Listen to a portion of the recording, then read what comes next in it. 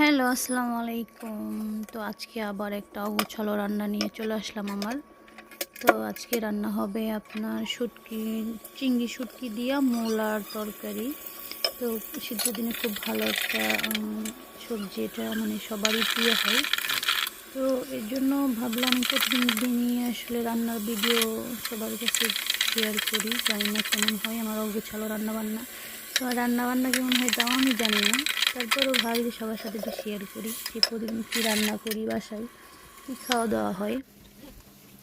তো এই জন্য এই যে দেখেন চিংড়ি শুটকিতে মোলা দিয়ে রান্না করতেছিলাম, মানে আমার তরকারিটা অনেক ভালো হয়েছে অবশ্য। সবাই খাওয়া দাওয়া শেষ, সবাই বলতেছিল যে তরকারিটা অনেক মজার হয়েছে।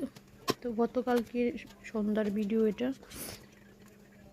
আর এখানে ছোট ছোট দুটো ইলিশ মাছ নিয়েছি, এখন দুইটা কেটে নিব।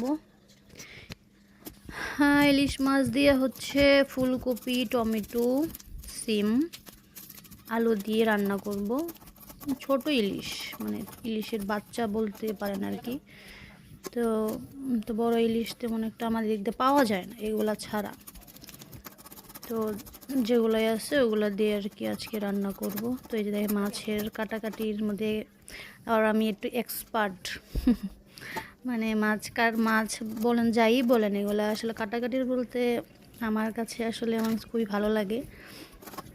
তো খুব তাড়াতাড়ি আসলে করতে পারি ইনশাল্লাহ। তো সবাই সবসময় দোয়া করবেন যেন এরকম কাজ কাম করে খেতে পারি।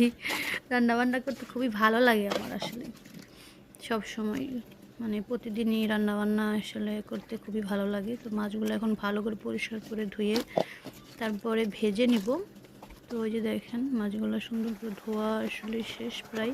তো এখানে আমার মূলার তরকারিটা প্রায় শেষ হয়ে গেছে, তো নামিয়ে ফেলবো।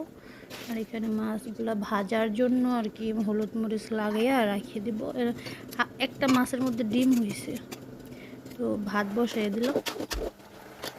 রাইস কুকারে একটু ভাত হইতে দেরি হয়ে যায়, লেট হয়ে যায়, এর জন্য আগে ভাগে বসিয়ে দিলাম। তো ফুলকপি সিম টিম দিয়ে আসলে রান্না করবো, ইলিশ মাছ দিয়ে আজকে তরকারি ভালোই হবে। আর মাছগুলা মানে হলুদ মরিচ লাগাই একটু মাখাইয়ে রাখলাম, যেন ভিতরে মশলাটা ঢুকে আমার করে ফেললাম আবার। আমার আর কি কাজ, সবসময় অগোছালো রান্না নিয়ে হাজির হই আপনাদের কাছে। তো অবশ্যই সবাই কমেন্টে জানাবেন যে ওগুলো অগোছালো রান্না আমার কেমন লাগে। তো আমার মূলার তরকারি হয়ে গেছে, তো এখন মাছটা ভেজে নিব। ভাত বসিয়ে দিছি, তরকারিটা সব কেটে রাখছি। এখন মূলার তরকারিটা নামাইয়া তারপর মাছটা আসলে ভেজে নিব, নিয়ে তারপরে